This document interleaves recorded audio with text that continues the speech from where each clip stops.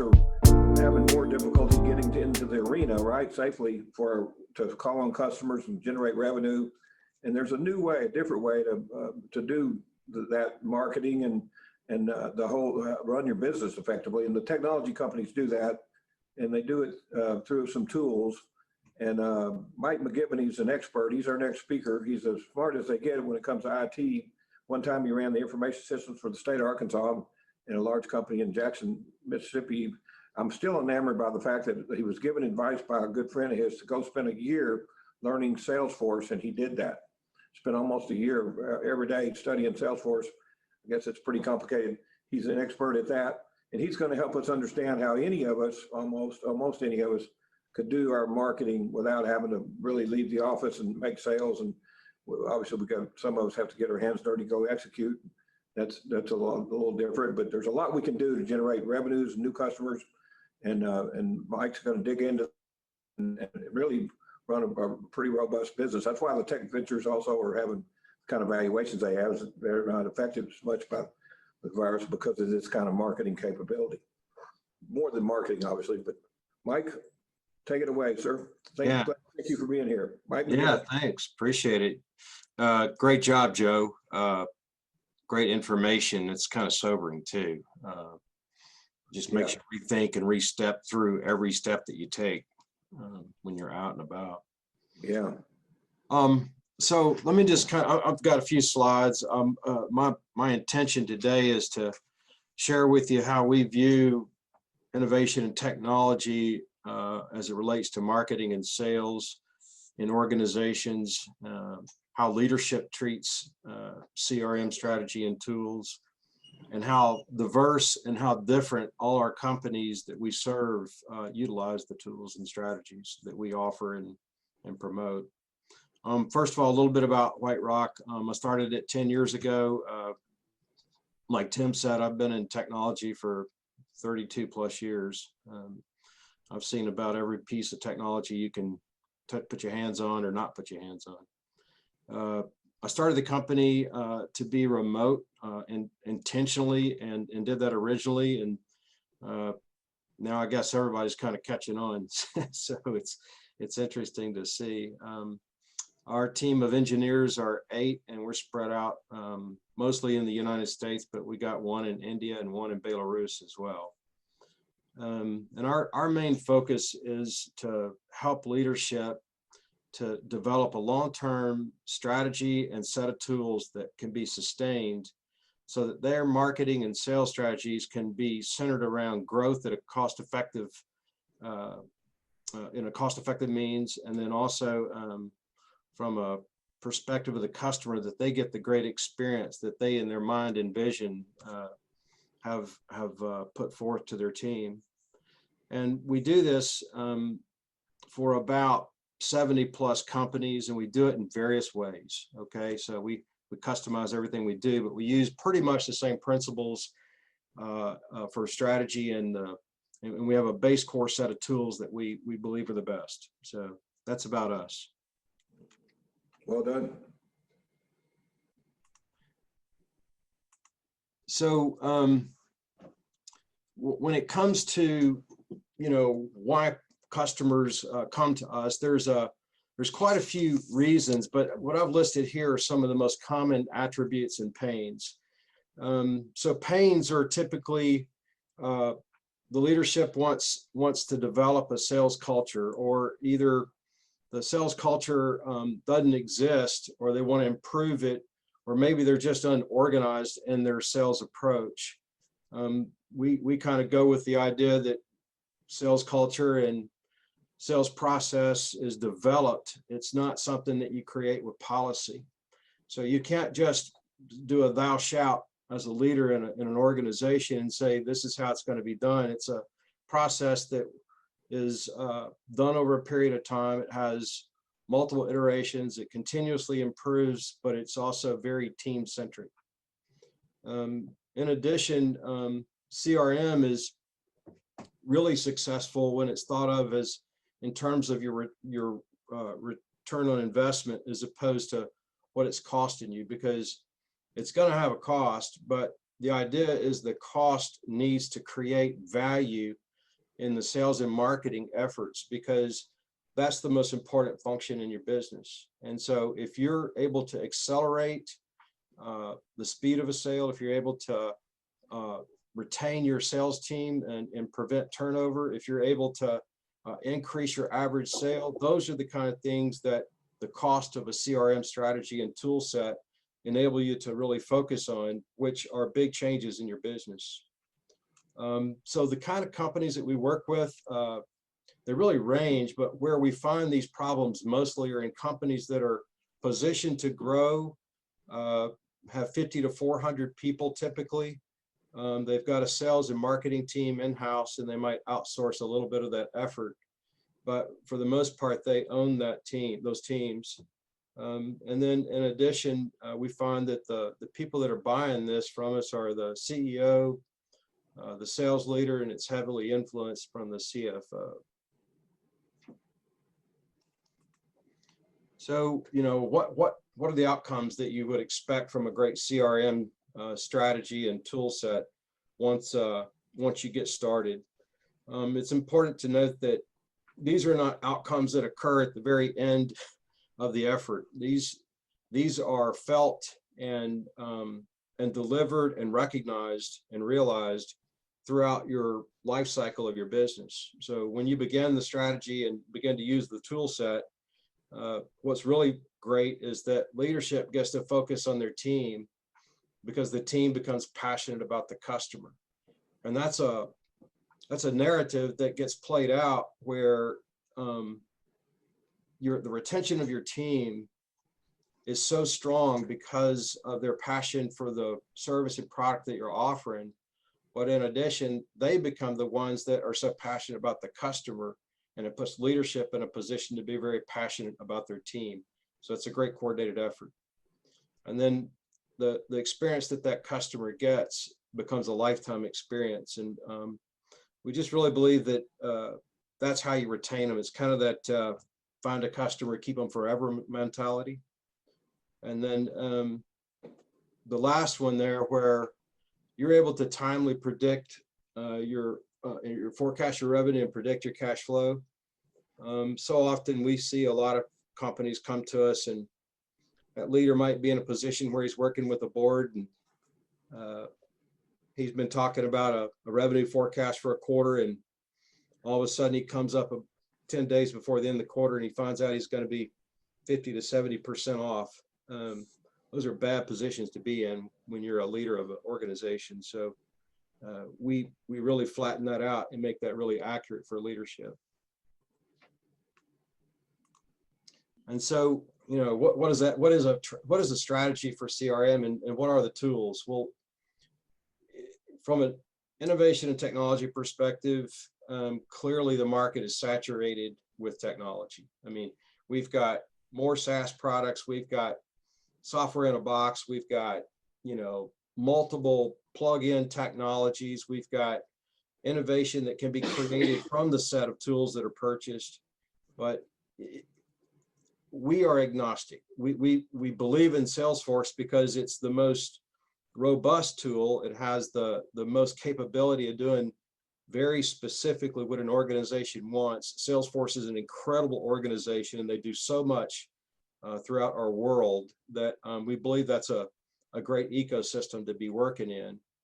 But we are really truly agnostic when it comes to technology and innovation. We believe that the strategy mandates and dictates what you need to be using, and so we just try to think about what you need and what your objective is, and then we go and suggest the software or the applications that you need.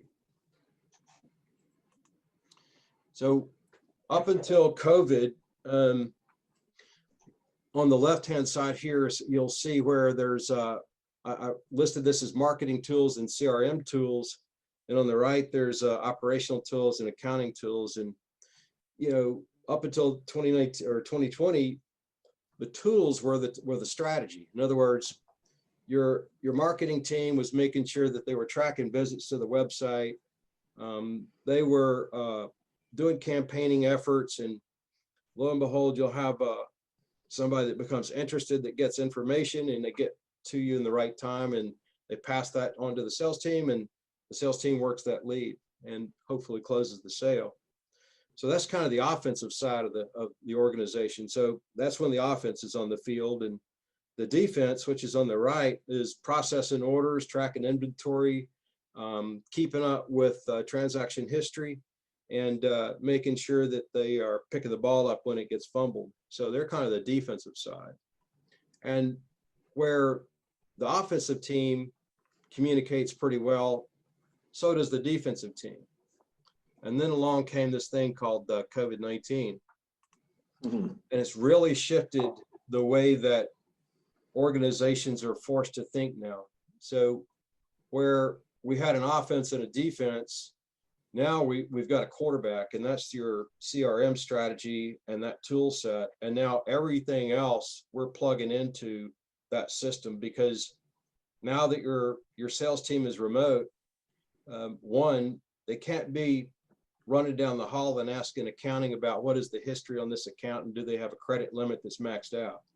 They've got to know that on the fly, and they've got to be able to place a quote and process an order without any help. And so they've got to do that from one application, so they can't be bouncing around applications anymore. So as they're out there remote, we're in a position to where we make sure that that salesperson has what they need on their mobile device or on their tablet, and that they can process an order, look up sales history, know that credit limit, know if they're what their current sales orders are in process and what shipping and hadn't shipped yet. But while they're knowing all of that, they're having to have the conversations about, okay, where are we in your business? And they can see the conversations in their system that they've had with their customers, and they can execute their sales strategy with that customer and begin a new opportunity. So they've got the tools in the field that they need. And even if they're not in the field and they're working from home, they've still got to be able to have that information and that functionality so that they can serve as they did when they were maybe all in office together. So typically in a business, our experience is that organizations have very similar life cycles. And what we are finding is that in the 10 years that we've been in business, even when companies are in growth, but particularly when they get to this maturity section right here, what's really important is that the CRM strategy and tool set is what gives this uptick here at that maturity cycle, where sales are not beginning to go downhill or there's not a change in profit and cash. What we find is that it keeps them engaged with their customers, and they are knowing their customer better to be able to anticipate changes in their business, which in turn allows them to be in front of the wave to change their business to make sure they continue to meet their needs. And I think that's what this represents right here in this life cycle extension. When we think about it from that perspective, then what we think about is that those stakeholders, owners, investors have stayed in the game longer, but they also have increased the value of their exit or increased the value of their recession plan or succession plan. And so that's a really important thing to think about in your CRM strategy and tool set, is that as your company does mature, it is a stake in the ground that allows you to really magnify the value of your business even at maturity. So these are just a few bullet points about what are the top priorities related to marketing. We take the mindset that know your buyer like you know your brother and sister, even the good and bad. But I think even more importantly, know who's not your buyer, because if you're selling to somebody that's not your buyer, then you're increasing the cost of your customer acquisition significantly. And intelligence has never been more important. There was an article in Arkansas Business Week this week about how Millie Ward is partnered to use AI and machine learning to help them with targeting. And I think that's just so critical. And so know that target, but know that targeting tool more. And we've got a real good handle on that. And then buyer attributes change. I mean, they buy one period of life cycle or cycle for one reason, but then they've got a new pain and a new problem that might change that buying attribute. And so marketing's got to continuously be engaged with sales in terms of what made the tipping point of the close of the deal, and was that different than it was, say, a quarter ago or even last year. But they're constantly refining that buyer's persona. And then from the monitoring and reporting perspective, CRM gives you instantaneous, online, real-time, up-to-date information on an ongoing basis. And then from the sales side of it, I can't stress to our team and to our customers how important it is to make data entry really simple. Don't overcomplicate it. Don't collect things that you're never going to need to know about.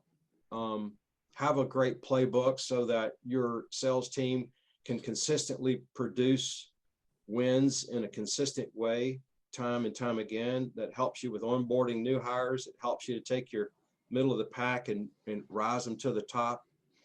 And it provides consistency in your reporting, and the benefit to those 3 points that I shared with you about the outcomes. It allows you to enjoy the incremental wins and increases as you go along this journey long term. So that's 20 minutes of 10 years of learnings. And so there you go. Yeah. I think that, we do these workshops. We invite people into these workshops. Sometimes they're customers and sometimes they're not. We have one more this year. We'll do 4 next year. We typically do them at the end of the quarter. If that's something that you're interested in, please contact me. We do them all through Zoom and have forever. And this last one this year is going to be how to assess your marketing and sales needs for this long-term strategy that I'm talking about. And with that, I'll open it up for questions. Okay, Mike, well done. Well done. Glad you're providing that service to the marketplace. It's valuable. Yeah. Questions, please.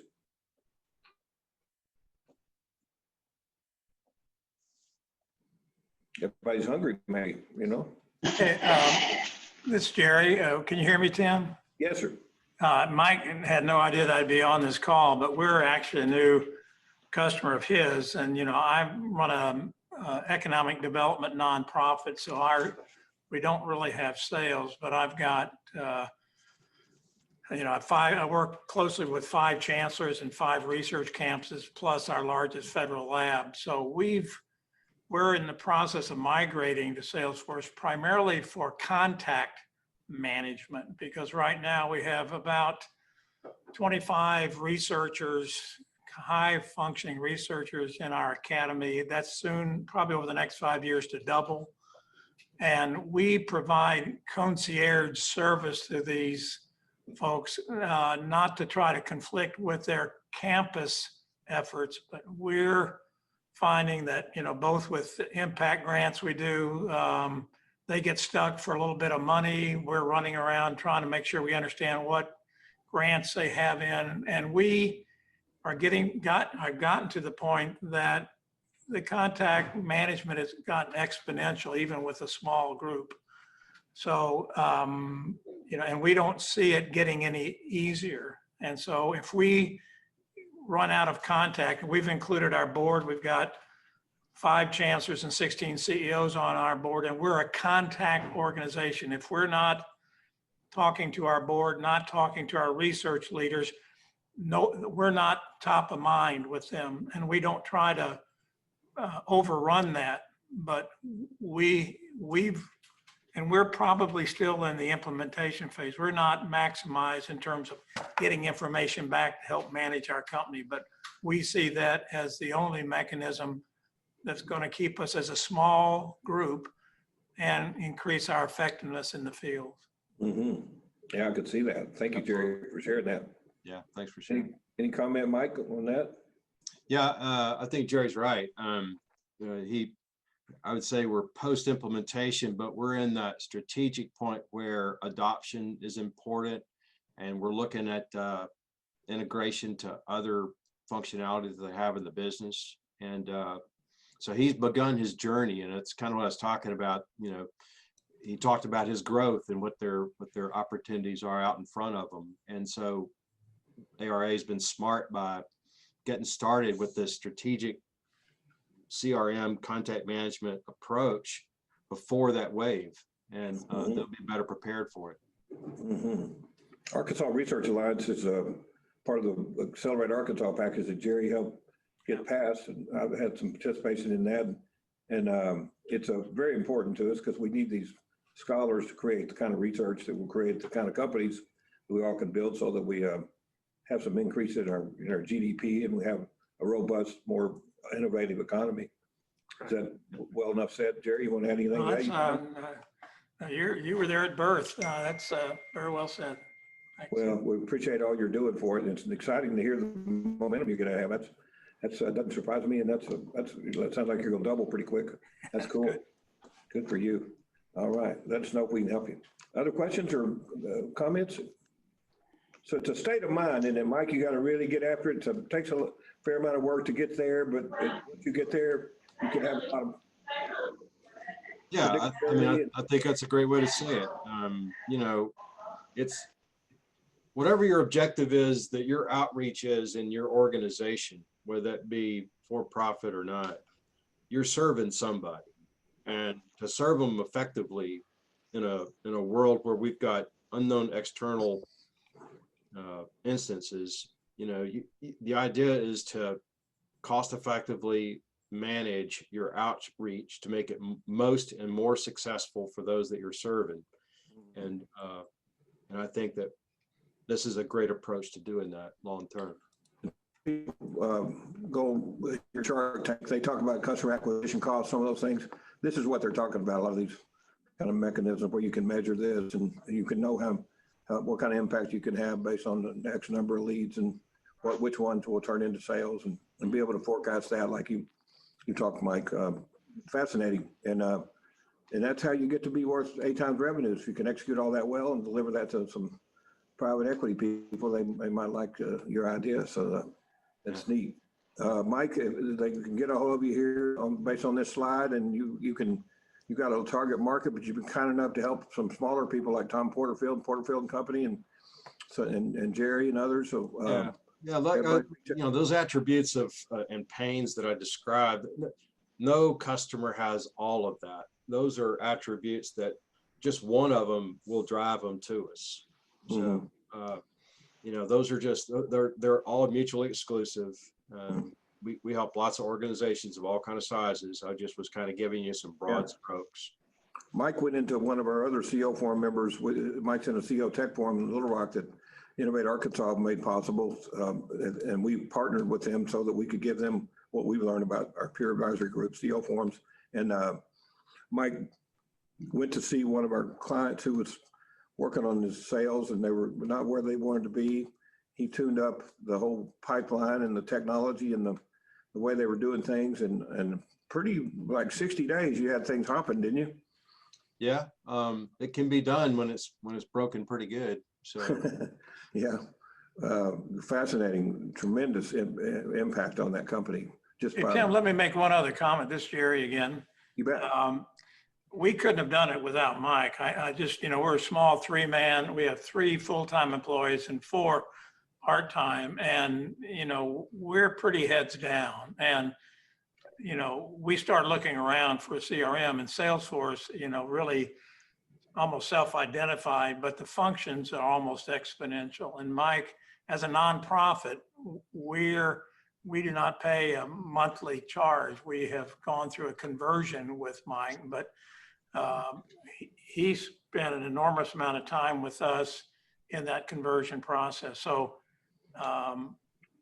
as a satisfied customer, we could not have even considered it without Mike, frankly. Mm-hmm. And he delivered. And I think as he mentioned, the ball's in our court.